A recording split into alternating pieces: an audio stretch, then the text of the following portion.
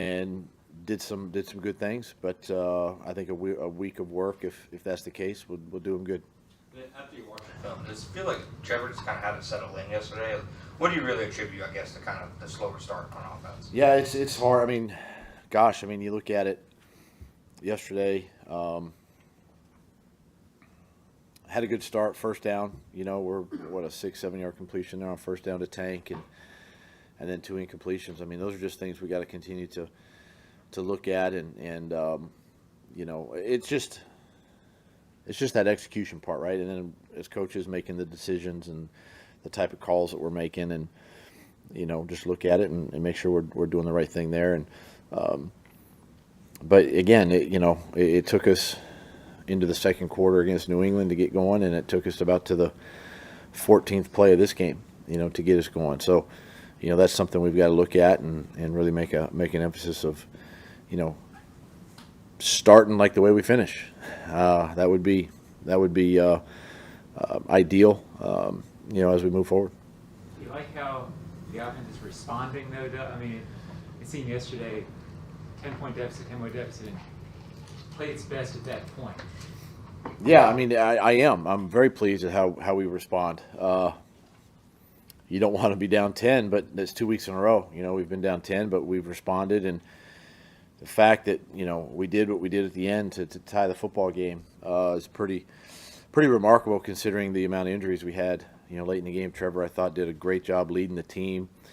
The guys around him, you know, Parker, Tim, you know, Evan, Brenton, I mean, they made plays for him too. And so offensive line did some good things. So it was that part of it was good. Now we just somehow we got to get that to translate to the first play of the game and then carry on from there. When you look at where you were through 8 games last year, I mean, the offensive numbers are not that far apart, but defensively there's a pretty big gap. Is this probably for you the most disbelieving part of where you are, that the defense has just not lived up? I mean, first 2 games they were fine, and then the last 6 weeks it's just been not good. Yeah, I mean, it's something that you know, as we look at the tape, look at the, you know, the personnel. You try to put a finger on it. You know, is it the scheme? Is it the execution by the players? You know, I would say it's a little of both right now. And look, bottom line is sometimes, and I'm not saying this is the case, but you know, you don't want to do too much on the field, right? You don't want to take things into your own hands and think you got to do somebody else. Just ask you to do your job. Coaches coach, players play, all that, but just do your job, and we'll be fine. And when you see the good out there, that's what's happening. All 11 are playing as one. But sometimes there's, you know, every now and then you get the one guy that, you know, maybe he's out of his gap or does something a little bit different or forgot an assignment or something like that, and it hurts us. And those are the things we're trying to clean up right now, and just making sure we continue to coach the details, coach the finer points, and try to eliminate some of that. As a follow-up to that, how concerning is the pass rush? I mean, like, you know, yesterday you had an impaired starter, you had a backup, but you know, from a pressure standpoint, it just didn't seem like it was nearly enough. Yeah, I mean, obviously, you know, you want to affect the passer, and you go in each week thinking you can, and you know, we got something. We got to take a look at it, and I do believe still we got the right guys there. You know, whether we move them more, bring 5-man pressures, 6-man pressures, whatever we got to do to affect the passer. You know, we've got to be able to do that, and I know Ryan. You know, Ryan is looking hard at that. Takes a lot of pride in that, and you know, it's an area that we've got to improve. Do you feel like you need to take a little more active role on defense this year? I think you did that last year. As far as what? Getting involved in game planning or personnel decisions or anything like that? No. Listen, I leave it up to the experts over there. I'm an offensive guy. I'm going to stay on the offense. I'm going to help where I can. you know, I can help with personnel and, you know, different decisions that way. But as far as when it comes to scheme and all that, I mean, you know, that's what they get paid to do, and you know, let them do their jobs. So with Gabe potentially being back and Brian as well, are you going to have to change some stuff? What you do? I know you went to more 12 personnel at the end of the game last year. Can you count on these guys to kind of continue to run what you're running, or do you still have to adjust a significant amount? Well, I mean, it's.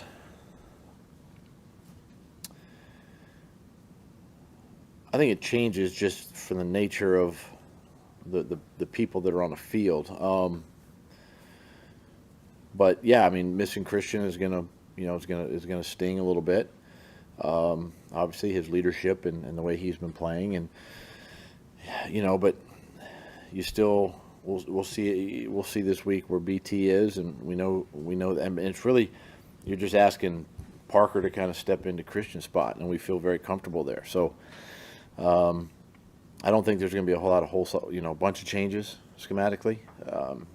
We just have to put our players, you know, in the best situations, meaning take their strengths and utilize that in the game plan. So what kind of change is Walker Milton starting left tackle going forward? Undecided right now, but he after the first couple of series, he settled in and did some good things. And we'll see how it goes this week. Bill told Cam that he wasn't starting. Was there an argument between those two at all or anything? No? Did you see one? No. I was told that there might have been some words exchanged, so I wanted to check. Well, anytime you have a conversation, there's words exchanged. Angry words exchanged. Oh. How about that? Yeah, no, that'd be news to me. Doug, any chance of getting Dewey back this week? Yeah, I think he's really close. I think, you know, last week was good for him. He'll probably be in a better spot this week, having gone through a week of practice. So yeah, I think there's a good chance. When he comes back, are you going to ease him in, or do you want him to carry the defensive and special teams workload that he had before? Do you think it's going to have to be a transition before he carries? I think you transition him. You know, he hasn't played, you know, in games, right? So I think much like we did Tyson, you know, when he came back, I think you have to transition him slowly, you know, to get him back up to speed. I just want to ask you that you're probably going to have to hold him back once you get out there. No, I mean, maybe a little, but it's whatever he can handle. I would say that. Whatever, if he feels like he's good, we put more on him. If he's, you know, if he's in a good spot, we keep him right there in a good spot. So I think it's also dependent on how he responds. And do you think you're going to have to bring up a wide receiver from the practice squad? Probably so with Christian's situation, yeah. The I think timeout you called with 4 minutes remaining, was that an analytics, I think? An analytics decision to try and save time there from that standpoint? Was it a third down? I'm asking for Brent Martineau, actually. He was just curious about that. Yeah, it probably was. You have to refresh my memory. I know we called one, and then I had two left at the end. Third and 7 with 4:03 left. There you go. Third and 7. 4:03 left. We were on defense. Third, you're on defense, yes. Was the clock stopped or running? What was the play before? A run, 2-yard run. 2-yard run to get it to 3rd and 7. Yeah, I think at that point we're just trying to conserve the time as much as we could. So just use one right there, if I remember correctly. I think. It's possible. I mean, sounds good. Got it, Brent? Good, Brent? On the pre-snap defensive penalty, or it was technically special teams with the field goal block. Going back and looking at that, did you see anything? No comment. Yeah, no, I mean, look, they, you know, it's been a point of emphasis around the league. It's something that, you know, a lot of teams do. It's not that, I mean, we just move our line, you know. I didn't feel like it was abrupt at all. But, hey, it gets called, and then you got to coach it a little bit better next time. Okay, everybody good?